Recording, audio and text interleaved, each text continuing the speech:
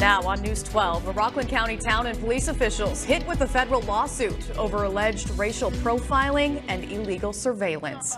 Good evening. I'm Macy Eglund. And I'm Scott McGee. Now, that lawsuit was filed by local members of the Black Lives Matter who believe authorities tried to silence them during protests back in 2015 and 16. Yeah, News 12's Ty Milburn has that story for you.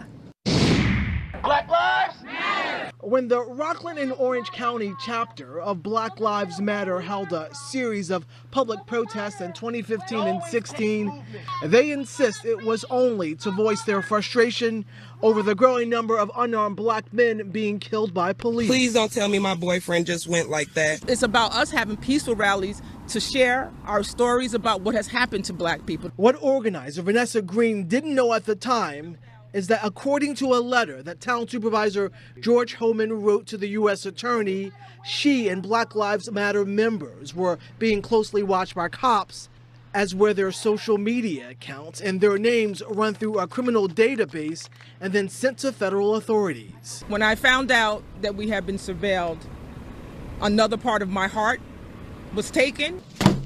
On Wednesday, Black Lives Matter filed a federal lawsuit against the town of Clarkstown, suspended police chief Michael Sullivan, and a retired captain, claiming police tried to silence and intimidate them when they showed up to their various rallies with overwhelming force.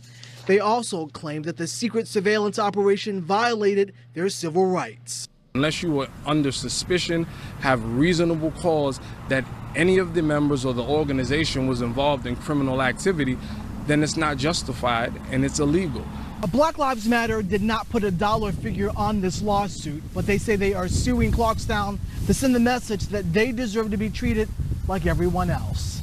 Affirming that our lives matter as people of color, as black people, does not make us criminals. They stress if it can happen to black lives, it can happen to any lives. In White Plains, Ty Milburn, News 12. Clarkstown officials say they haven't received the lawsuit. The attorney for former Chief Michael Sullivan called the lawsuit frivolous and without merit.